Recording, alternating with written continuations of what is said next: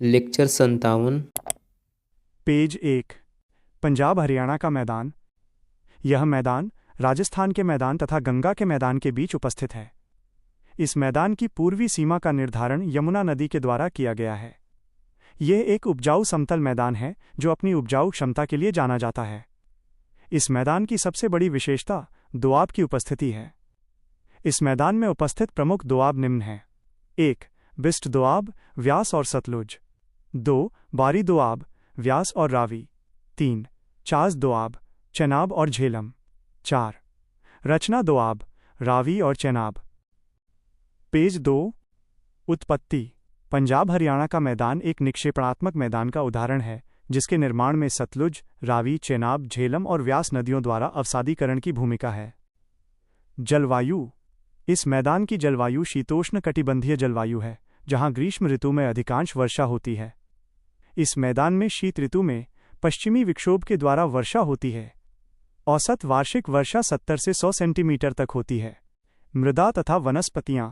इस मैदान में उपजाऊ जलोढ़ मृदा उपस्थित है जिसमें बांगर एवं खादर दोनों प्रकार की मृदाएं हैं। वनस्पतियों के रूप में पर्णपाती वनस्पतियां उपस्थित हैं। पेज 3।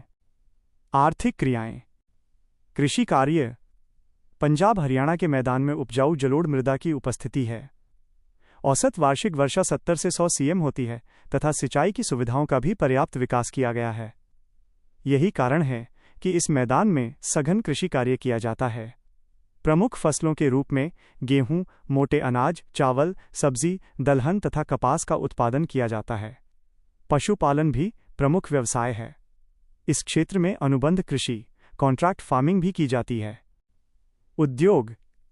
पंजाब हरियाणा के मैदान में खाद्य प्रसंस्करण उद्योग के अनुकूल दशाएं विद्यमान हैं। यही कारण है कि संपूर्ण भारत में खाद्य प्रसंस्करण उद्योगों का अत्यधिक संकेंद्रण इसी मैदान में हुआ है।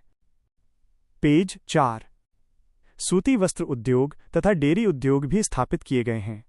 इस मैदान की समस्याएं: 1. निक्षालन की समस्या। 2. मृदा अपरदन की समस्या। 3. मृदा के निम्नीकरण की समस्या। 4. मरुस्थलीकरण की समस्या। 5. भूजल संकट की समस्या। 6. मृदा के बंजर होने की समस्या। गंगा का मैदान। यह मैदान पंजाब हरियाणा तथा असम के मैदान के बीच उपस्थित है। इस मैदान की पूर्वी सीमा का निर्धारण ब्रह्मपुत्र नदी करती है तथा पंजाब हरियाणा का मैदान इसकी पश्चिमी सीमा का निर्धारण करता है। इस मैदान में बांगर एवं खादर की उपस्थिति है तथा रेह एवं कल्लर भी पाए जाते हैं। पेज 5। मैदान का सामान्य ढाल पश्चिम से पूर्व की तरफ है, अर्थात पश्चिमी भाग में इसकी ऊंचाई अधिकतम है सहारनपुर तथा पश्चिम से पूर्व की तरफ मैदान की ऊंचाई कम होती जाती है। पूर्वी भाग में ढाल के कम होने के कारण जल जमाव की स्थिति भी पाई जाती है। ऐसी भूमि को ताल या चौस भूमि कहा जाता है। उत्पत्ति। यह मैदान निक्षेपणात्मक मैदान है, अतः इस मैदान की उत्पत्ति गंगा, यमुना एवं इसकी सहायक नदियों के द्वारा निक्षेपण की प्रक्रिया से हुआ है। जलवायु। गंगा के मैदान की जलवायु समशीतोष्ण जलवायु है जहां शीत ऋतु शुष्क होती है, अर्थात अधिकांश वर्षा ग्रीष्म ऋतु में होती है। वर्षा के स्थानीय वितरण में अंतर पाया जाता है। पेज 6। वर्षा की मात्रा में मुख्य रूप से पूर्व से पश्चिम की तरफ कमी आती है।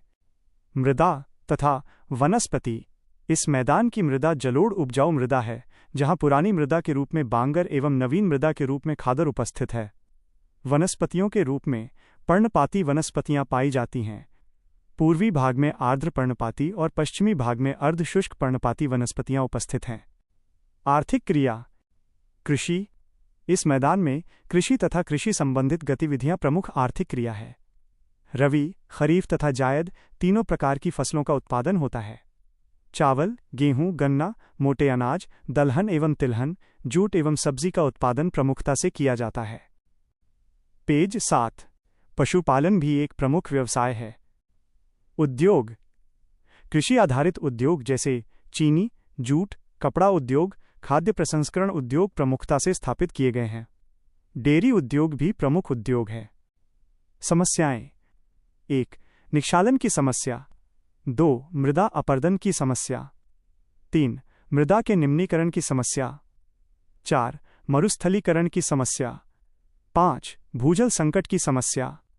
6. मृदा के बंजर होने की समस्या।